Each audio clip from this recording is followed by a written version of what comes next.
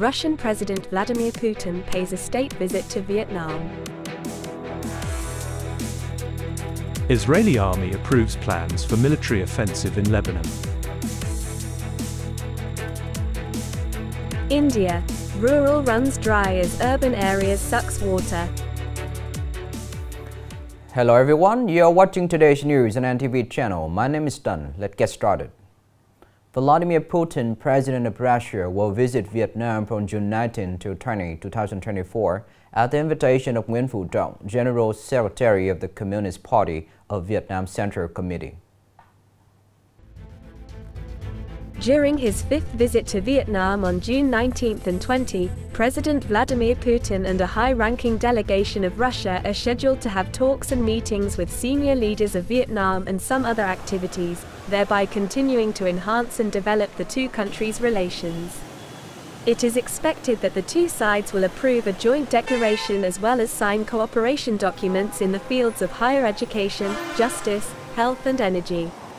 With the two countries' traditional friendship, two people's strong support and the achievements obtained so far, President Putin's visit is an important occasion for elevating the bilateral relations, capitalize on both sides' potential and advantages, and set forth new cooperation orientations to realize their common goals, benefit the two nations' people, and actively contribute to peace, cooperation, and development in the region and the world.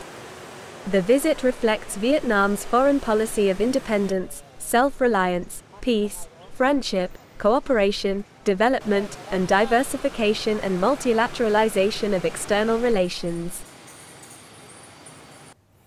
Israel's military has approved plans for an offensive in Lebanon amidst rising tensions with the armed group Hezbollah.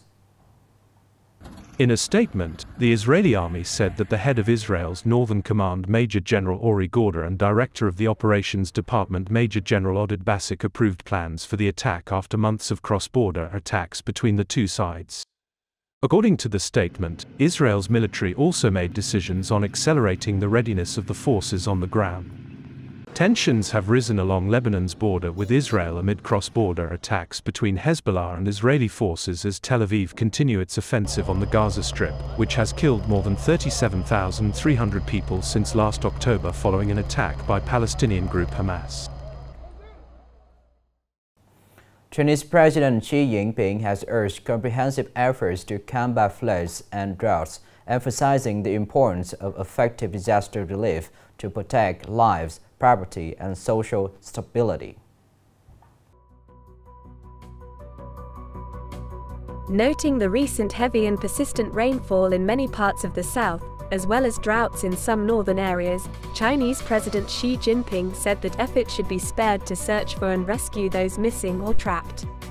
As China enters the main flood season, all localities and departments should improve disaster monitoring and early warning, prepare adequate equipment and materials, and respond effectively to all emergencies. Several Chinese provinces have initiated or upgraded their emergency response for flooding after experiencing intense downpours and rising river levels in June. Meanwhile, scorching heat is baking central and northern China, with many national weather stations registering record-breaking daily high temperatures. Coming up next are some updated news. The government presented before the National Assembly a draft on the pharmacy law, which stated that the online sales of drugs and drug ingredients must be done on e-commerce platforms, applications or websites.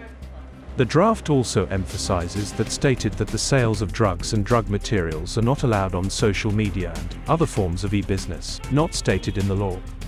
The Social Committee of the National Assembly agreed to the proposal, but also requested that specific drugs allowed to be sold online be listed, as well as conditions to do business on e-commerce platforms for the sake of fairness with traditional drug sales.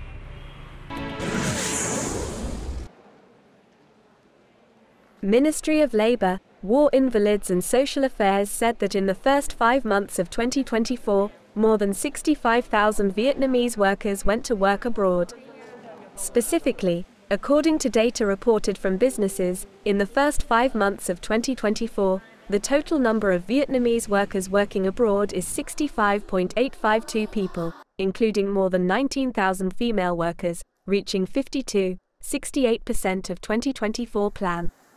The goal set this year is to send about 125,000 Vietnamese workers to work abroad under contracts. Markets that received a lot of our country's workers in the past 5 months include Japan, Taiwan, China, and South Korea.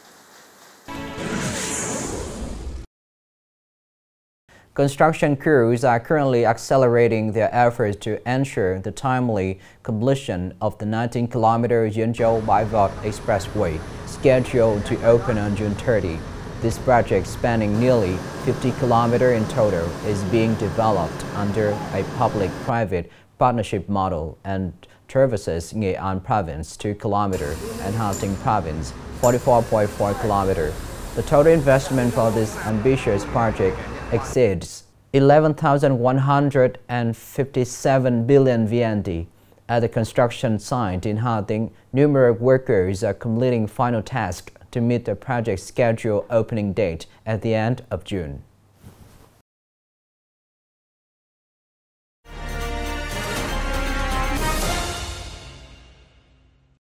Far different from gleaming high-rises of India's financial capital Mumbai, poor villages and rural areas supplying the megacity's water are running dry, a crisis repeated across the country that experts have warned. People in Navanwadi rural area struggle to get access to water despite supplying India's financial capital Mumbai. The area is the source of major reservoirs supplying some 60% of water to the megacity, but the network of canals and pipelines channeling water is often not connected to closer rural villages. The people in Mumbai drink our water, but no one there, including the government, pays attention to us.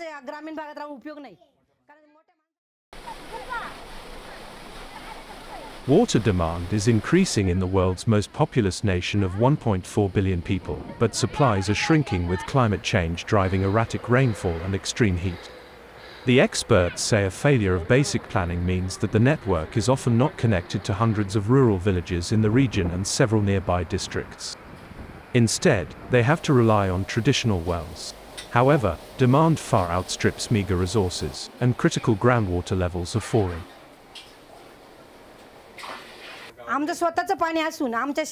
Our lives just revolve around thinking about collecting water. We make 4 to 6 rounds for water every day. We don't have time for anything else.